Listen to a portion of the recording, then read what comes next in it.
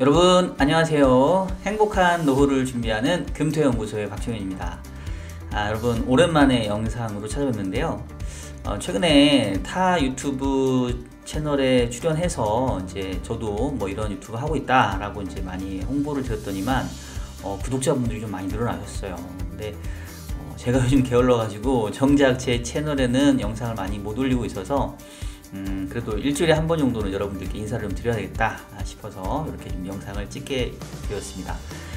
제가 이제 특별하게 시장에 이슈가 있으면 이제 이슈 분석을 할 텐데, 뭐 이제 약간 일반적인 시장 환경이라고 한다면 그냥 한 주 동안의 시장 흐름 어땠는지, 특히 저는 이제 퇴직연금 운용을 여러분들께 많이 소개를 해드리고 있으니까 우리 퇴직연금 운용에서 직접 투자할 수 있는 ETF를 중심으로 해서 한 주 동안 베스트 그리고 또 월스트 종목들을 소개하는 그런 내용으로 오늘 영상을 한번 준비를 해봤습니다. 자, 그러면 주간 ETF 베스트 앤 월스트 영상 지금부터 바로 시작하도록 하겠습니다.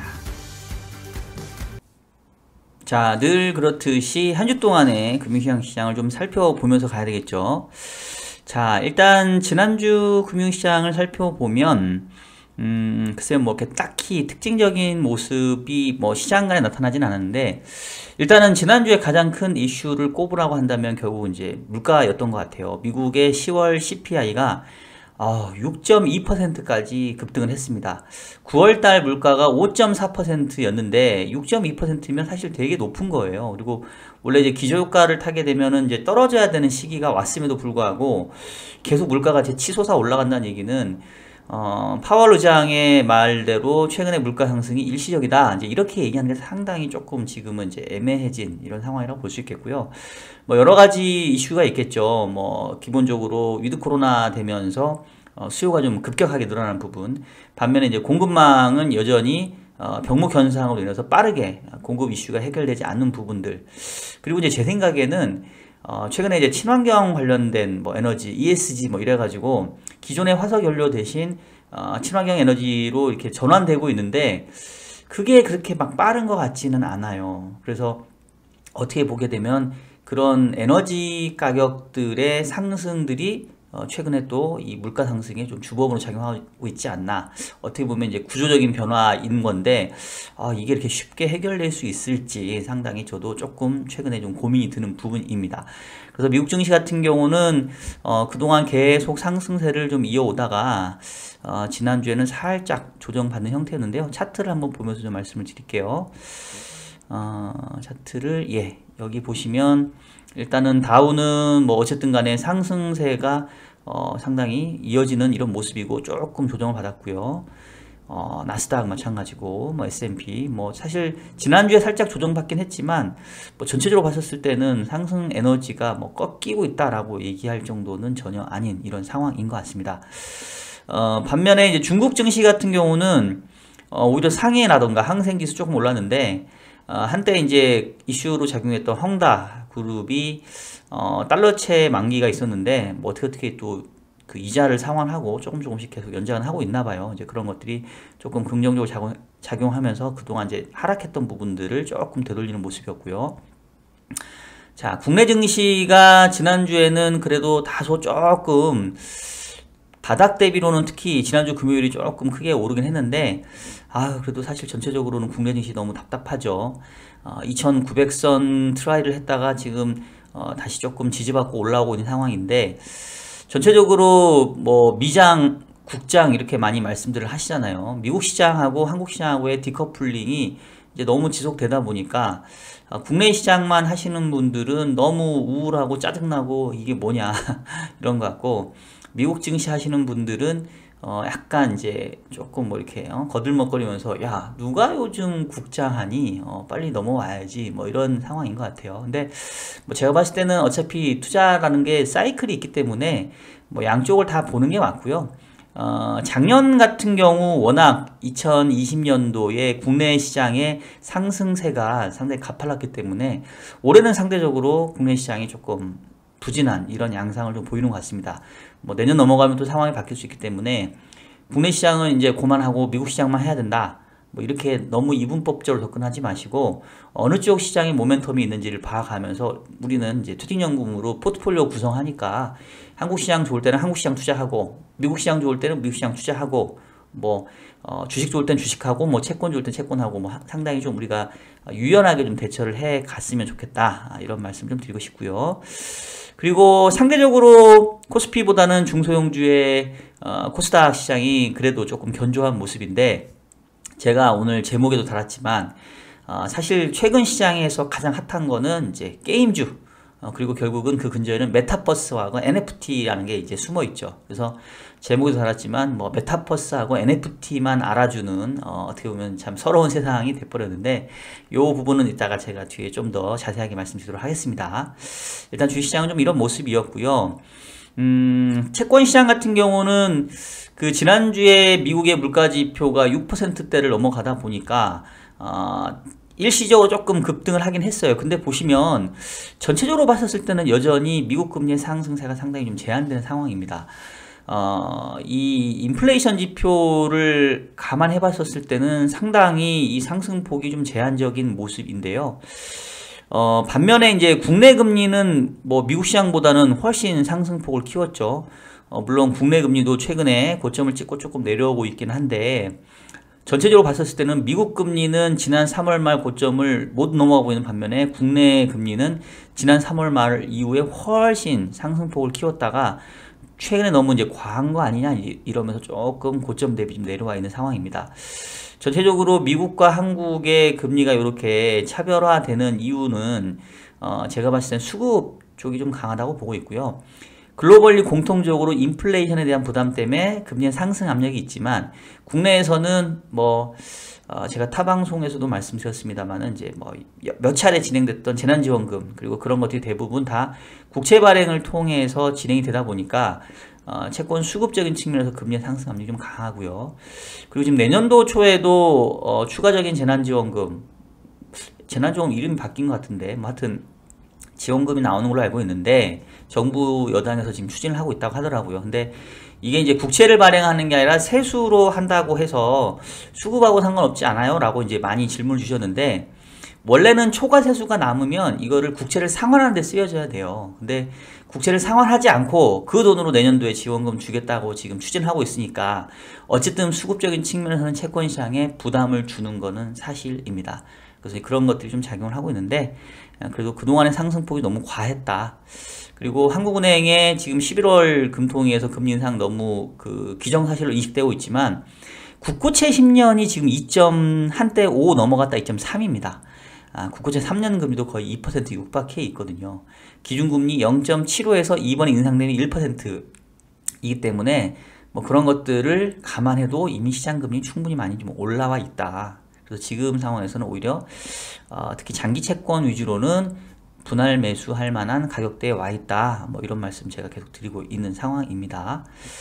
자, 그리고 달러화 인덱스도 지난주에 상당히 좀 강세를 보였습니다. 지금 95까지 지수가 올라왔는데 이게 지금 언제적인가요? 2020년 7월 이후니까 거의 1년 3개월 만에 높은 수준까지 올라와 있습니다. 앞서 얘기했던 것처럼 미국 물가 지표가 급등세를 보이다 보니까 연준의 기축이 빨라지는 거 아니냐.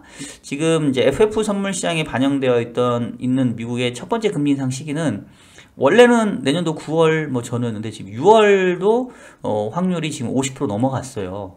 그래서 현재 11월부터 테이퍼링 시작해서 매월 150억 달러씩 줄여나간다고 한다면 이제 숫자상으로는 내년도 6월이 끝인데 뭐 6월달 테이퍼링 끝나자마자 뭐 6월달에 바로 금리 인상하지 않겠냐 이제 이런 기대감들이 시장에 좀 반영이 되어 있습니다.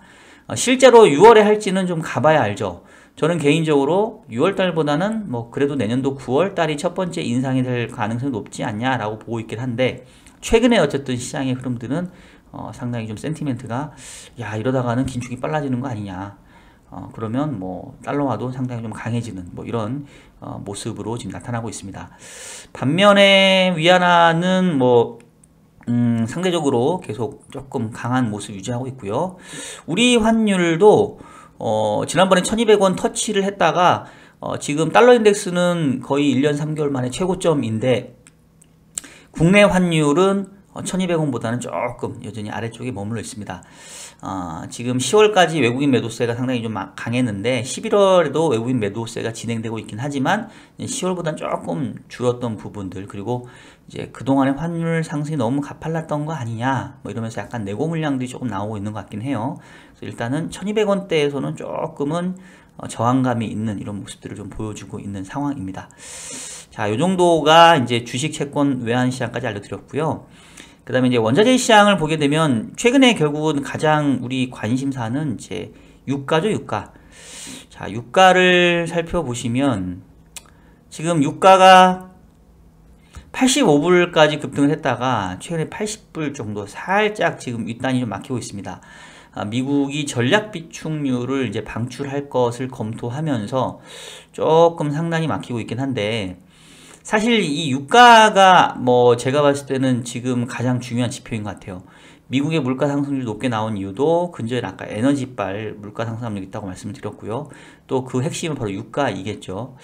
지금 오펙 플러스 국가들이 매월 40만 배럴인가 이제 기존보다 추가 증산하기로 한 거를 이제 계속 유지하고 있는데, 사실은 조금 더 증산을 해줄 법도 한데 약간 산유국들도 좀 즐기고 있는 것 같아요. 그래서 일단은 뭐 이게 한동안 셰일 그 오일에 약간 사로잡혀가지고 오펙 국가들이 어쩔 수 없이 증산을 막 했었는데, 요즘에 이제 바이든 행정부 들어선 이후에 친환경 에너지 강조하니까 셰일 오일 쪽이라던가 그런 기존의 전통 화석 연료 에너지 시장 쪽에 이게 투자라던가 이런 자금 유입이 상당히 제한적인 것 같습니다. 이제 그러다 보니까 지금 유가가 80불인데 뭐 셰일 오일이 뭐 어떻고 이런 얘기 지금 안 나오잖아요, 지금.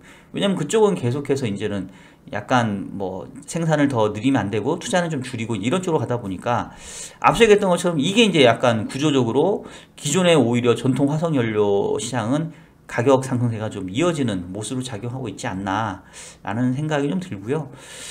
이게 참 난감하네요. 일단 2050년 탄소 중립 제로를 가기 위해서는 친환경 에너지로 가는 건 맞는데, 이게 원전 없이 다른 국가들도 마찬가지로 그냥 친환경 에너지로 대체하려고 하니까 효율이 너무 떨어지고, 그러다 보니까 기존의 연료 가격들이 좀 올라가는 약간 조금 어떻게 보면은 조금 과도기적인 상황이 좀 벌어지고 있는 것 같고요. 유가가 지금 85불에서는 막히고 있긴 한데, 그렇다고 해서 얘가 뭐 70불대까지 또 떨어질 거냐?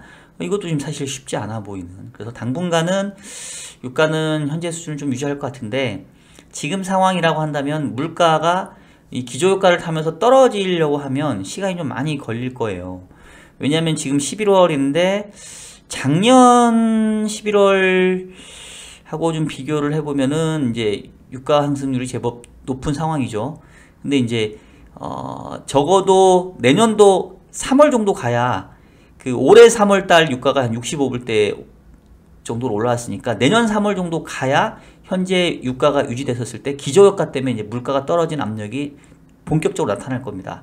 그러니까 그 얘기는 올해 연말 내년도 초까지는 전년 대비 기저효과가 워낙 세기 때문에 물가는 계속 고공행진을 유지할 가능성이 크다. 현재 수준의 유가가 유지된다 하더라도 내년도 3월 정도는 넘어가야 물가의 하락 압력들이 조금 생길 수 있다. 이런 정도로 물가 환경을 조금 이해를 좀 해야 되지 않을까 싶습니다. 자, 그 와중에 이 금 가격 상당히 가파르게 지금 올라가고 있는 상황이고요. 금 가격뿐만 아니라 최근에 뭐 비트코인, 가상화폐도 많이 올라가고 있죠. 물가 상승에 대응해서 약간 현금 대체 상품들이 지금 늘어나고 있는 상황입니다. 구리 가격도 뭐 조금 올라오고 있습니다. 자, 그리고 최근에 사실 또 뜨거운 이슈 중에 하나가 이제 비트코인, 이더리움 이런 가상화폐 시장인데, 일단 비트코인 가격을 보여드리면 지금 지난번 고점이 8,200만원 정도였는데 그거 뚫고 올라갔다가 지금 살짝 조정받아서 7,800만원이긴 한데 상당히 강세를 지속하는 모습이고요. 일단은 그 미국에 드디어 이제 비트코인 선물 ETF가 상장이 됐죠. 근데 선물뿐만 아니라 이제 현물 ETF도 상장될 수 있다. 결국은 이제 완전히 가상화폐가 제도권 안으로 들어와 버린 거죠. 그동안에는 뭐 비트코인 이거 뭐 엿바꿔 먹을 수는 있냐, 이거 뭐 사기 아니냐, 숫자상에서 존재하는 가상화폐, 말 그대로 가상인데 이거를 하나에 몇 천만 원 주고 산다는 게 말이 되냐라고 다들 어떤 그런 비아냥 내지는 비웃음이 컸는데, 지금 뭐 이제는 비트코인, 이더리움, 뭐 메타버스, NFT 앞서서 얘기했던 이게 전체적으로 다 이제는 가상 세계가 더 커지는 시장으로 가다 보니까 여기에서 통용되는 화폐도 계속 뭔가 가치가 생길 수밖에 없는 이제 이런 상황으로 좀 가는 거죠. 자, 요런 최근의 시장 상황들과 맞물리면서 결국은 최근에 ETF 시장에서의 등락도 이런 모습들이 반영되고 있다고 보시면 되겠습니다. 지난 한 주 동안 그 좋은 성과를 기록했던 탑 30, 탑 그 30개 종목들 상위 종목 보게 되면 제가 일부러 약간 노란색으로 체크해놨는데 요게 보세요. 다 1위부터 5위까지 지난주 성과가 무려 10% 이상인데 다 게임입니다. 게임. 하나로 FNK 게임, 타이거 게임, 게임 산업, 게임 테마, 뉴딜. 그 다음에 이제 키워드가 메타버스. 타이거 FM 메타버스가 10.1%. 지난주만 11%고요. 사실은 상장된 이후로 보게 되면 매우 가팔라요. 아이셀렉트, 메타버스 액티브, 뭐 전체적으로. 그 다음에 미디어 엔터테인먼트도 사실은 메타버스하고 연결되어 있는 겁니다. 다. 그래서 최근에 강세를 보이는 기업들은 대부분 다 메타버스 아니면 NFT를 깔고 지금 얘기하는 것들이고요. 그다음에 2차전지 산업이 지난주에 조금 리비안이라고 하는 그 테슬라의 대항마가 상장을 했죠. 상장하자마자 또 따블라고 해서 제가 알기로는 GM하고 뭐 포드하고 시가총액 합친 거보다 다 더 높은 걸로 지금 알고 있는데, 이건 뭐 어떻게 보면 너무 과한 것 같기도 하고, 이제 생산 대수가 리비안이 150대인가 밖에 안 된다고 하는데, 뭐 테슬라가 1000슬라 가고 이러니까 뭐 리비안도 뭐 상당히 이제 제2의 테슬라로 주목받는 상황인 것 같고요. 우리나라에서 이제 2차전지 소재 관련된 종목들, 또 뭐 약간 그 부품주 이런 것들이 같이 최근에 좀 좋아지는 이제 이런 모습들을 좀 보여주고 있습니다. 하여튼 최근에 시장 상황 보게 되면은 전체적으로 국내 증시 상당히 부진하지만 이거 뭐 테마성이라고 해야 되나요? 이런 모멘텀 있는 종목들 위주로 약간 두더지 장세, 툭툭 튀어 올라오는 이제 이런 모습들을 좀 보여주고 있다. 이렇게 볼 수 있을 것 같습니다. 일단 요 관련된 거는 제가 좀 이따가 다시 짚어드리도록 하겠고요. 월스 종목까지 살펴보면 반면에 지난주에 안 좋았던 종목들, 타이거 여행레저, 화학, 철강, 중국 소비 테마, 화장품, 이른바 리오프닝 관련된 종목들, 그 다음에 철강, 에너지, 화학들이 좀 안 좋았는데 조금 의외긴 해요. 왜냐면 그 위드 코로나로 가게 되면은 뭐 리오프닝 주식이 이제 많이 갈 거다라고 생각했는데, 여행 레저 쪽은 오히려 그동안 올랐던 부분들이 좀 약간 기대감이 좀 빠지는 이런 모습들이고요. 그 다음에 화장품은 뭐 마스크는 여전히 계속 써야 되는 부분, 그리고 중국에서 이제는 국산, 그러니까 한국 화장품보다는 자체 화장품들을 많이 소비하는 이런 것들 때문에 계속 안 좋네요 지금. 하여튼 최근에 이제 관련된 종목들은 뭐 저도 포트에서 일정 부분 가져갈 수밖에 없는데 상당히 희비가 엇갈리는 이런 상황들을 좀 보여주고 있습니다. 자, 그러면 최근에 이슈 가장 뜨거운 이런 메타버스와 NFT 관련된 그 ETF 종목들 좀 더 자세하게 살펴보도록 할게요. 자, 일단 지난주에 가장 성과가 17%로 높았던 하나로 FNK 게임을 보시면 최근에 뭐 상대 순위를 대단하죠. 차트가 이렇게 생겼습니다, 여러분. 지금 상장된 지가 얼마 안 됐나요? 예, 꽤 됐네요. 꽤 됐는데 지금 2021년 10월 바닥으로 8,000원이 지금 10,000원 넘어갔으니까 뭐 거의 20-30% 지금 시세가 난 상황이고요. 편입 종목들을 한번 살펴볼게요. 크래프톤이 22%, 펄어비스, NC소프트, 카카오게임즈, 넷마블. 특히 지난주 NC소프트가 상한가 치면서 아마도 이 ETF도 상당히 좋았던 것 같고, 크래프톤도 요번에 지수 편입이 아마 확정이 된 것 같아요. 그래서 상당히 종목 구성들이 좀 잘 되어 있는 상황입니다. 그리고 그 다음에 성과가 좋았던 타이거 K 게임도 보시면은 여기는 위메이드가 15%를 들고 있네요. 카카오게임즈, 펄어비스, NC소프트, 크래프톤 마찬가지고. 그래서 보시면 이게 똑같이 하나로 FNK 게임이랑 타이거 K 게임이랑 게임 ETF긴 하지만 종목 구성들이 조금씩 달라요. 그러니까 여러분 ETF 투자하실 때 이 종목 구성 살펴보셔야 됩니다. 어디서 종목 구성 볼 수 있나라고 하면 그냥 저처럼 네이버에서다가 ETF 그 종목 이름 치면 친절하게 종목 구성이 어떻게 돼 있고 뭐 거래대금 얼마고 다 나옵니다. 굳이 뭐 유료 단말기 안 보셔도 돼요. 저도 이걸 다 보거든요. 그래서 지금 FNK 같은 경우는 크래프톤이 제일 비중 높고 타이거 게임 같은 경우는 위메이드가 제일 높습니다. 위메이드 최근에 뭐 이 NFT랑 가상화폐까지 연결돼 가지고 제일 핫하죠. 플레이 투 언이라고 얘기하더라고요. 옛날에는 플레이 투 뭐였더라? 그러니까 게임 하면서 돈을 썼는데 지금은 게임을 하면서 돈을 벌죠. 플레이 투 언. 그래서 뭐 이거 아주 뭐 기가 막힌 그런 컨셉인 것 같습니다. 그래서 지금 지난주에 NC소프트도 상한가 친 이유가 이제 우리들도 그런 그 컨셉의 게임 만들겠다. 뭐 NFT 시장에 진출하겠다. 뭐 이러면서 지금 뭐 하여튼 게임 산업이 아주 핫합니다. 저도 이제 제 그 포트폴리오 그 얘기할 때 메타버스 관련된 투자를 하고 싶은데 아직은 ETF가 안 나와서 대체로 게임 ETF를 사겠습니다 라고 말씀드렸던 적이 있는데요. 뭐 최근 상황들은 상당히 좀 제 예상이 들어맞고 있는데 문제는 제가 잘난 척 한 게 아니라 그렇게 예상을 했긴 했는데 그렇게 많이 사진 않았어요. 저도 조금밖에 안 들고 있습니다. 그래서 조금 속쓰려하는 상황이고요. 그리고 이제 FN 메타버스 지금 메타버스 4개의 종목인가 상장이 됐는데 지금 다 성과가 좋습니다. 근데 그 중에서도 지금 타이거 FN 메타버스가 제일 좋은데 종목 구성 보게 되면 하이브가 10%, 위지웍 스튜디오, JYP, YG, 이노텍, 네이버, 카카오 뭐 이런 식으로 되어 있고요. 그 다음에 이제 제가 들고 있는 제가 이제 지난주인가 지지난주인가 그 11월 ETF 포트폴리오 얘기하면서 메타버스 ETF는 이제 저는 코덱스K를 가져가기로 했는데 요거는 하이브, 펄어비스, 위메이드인데 보시면 상대적으로 종목들이 이렇게 좀 골고루 구성이 되어 있고 타이거 F에는 약간 좀 상위 종목들이 좀 비중이 높은데 이런 차이들이 있네요. 근데 종목 구성은 좀 비슷합니다.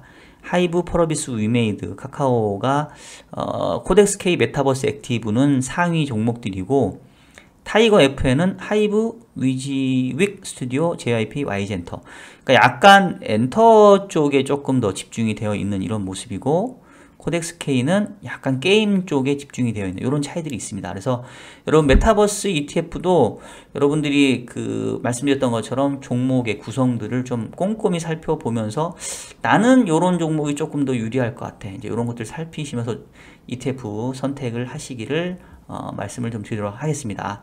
자, 지금까지 종목까지 살펴드렸고요. 마지막으로 다음 한 주 동안 우리가 살펴봐야 될 이벤트 경제 지표 살펴보고 끝내도록 하겠습니다.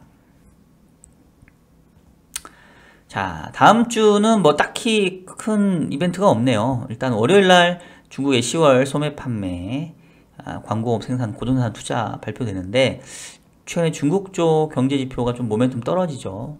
이런 부분들 얼마나 나타날지 한번 확인해 보시도록 하겠고요. 그리고 이제 미국 10월 소매 판매가 화요일날 발표가 됩니다. 뭐 그리고는 특별한 이벤트는 없는 이런 상황입니다. 자, 여러분 지금까지 한 주 동안의 시장 흐름 그리고 ETF의 베스트 종목, 월스트 종목 살펴드렸고요. 제가 또 이슈가 있으면 이슈 분석으로 또 여러분 찾아뵐 거고 뭐 특별한 상황이 없으면 이렇게 한 주 동안 시장은 정리하는 식으로 해서 적어도 한 주에 한 번씩은 영상 올리도록 하겠습니다. 자, 그러면 긴 시간 동안 시청해주신 여러분 감사드리고요. 날씨가 부쩍 추워졌습니다.